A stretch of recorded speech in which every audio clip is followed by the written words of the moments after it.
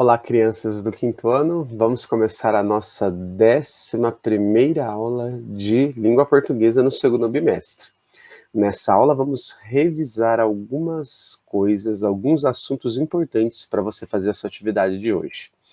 Primeiro, nós vamos voltar a falar dos verbos que terminam com an ou com ão. Você se lembra que os verbos vão terminar com an ou com ão quando for eles ou elas que estiverem fazendo a ação. Quando eles ou elas estiverem fazendo uma ação que está no passado, o verbo sempre vai terminar com an.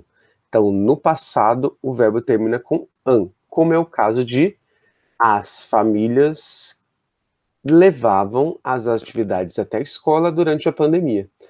Quem que levava as atividades até a escola durante a pandemia? As famílias, elas. Então, como eu disse para você, quando elas ou eles estiverem fazendo a ação, os verbos terminam com an ou com ão. Nesse caso, termina com am. Por quê? Porque elas levavam, é algo que já aconteceu no passado. Quando a ação acontece no futuro, o verbo termina com a-til-o, como é o caso de as crianças aprenderão mais quando a pandemia terminar. A pandemia terminar é algo que acontecerá no futuro. Então, as crianças aprenderão com a-til-o. Sempre que for no futuro, a-til-o. Agora vamos relembrar a sílaba tônica de uma palavra. O que é a sílaba tônica? É a sílaba mais forte daquela palavra. Lembra que a sílaba é cada pedaço da palavra. Cada vez que a gente abre a boca para falar uma palavra, a gente separa essa palavra em pedaços. Esses pedaços são as sílabas. Cada palavra tem uma sílaba mais forte. Vamos ver a palavra abacate. Se nós separarmos a palavra abacate nas suas sílabas, a-ba-ca-te. Que parte do abacate eu falo mais forte? Preste atenção. A-ba-ca-te. Eu falo o K. Então, o K é a sílaba mais forte da palavra abacate. Você lembra como se chamam as palavras que têm a penúltima sílaba mais forte, como abacate? São as paroxítonas. Tudo bem? Vamos relembrar agora as palavras com S, SS e C cedilha. Você se lembra que o C cedilha, ele nunca vai vir antes das vogais I ou E. Ele pode vir antes das vogais A, O ou U. É por isso que, por exemplo, a palavra laço se escreve com C cedilha.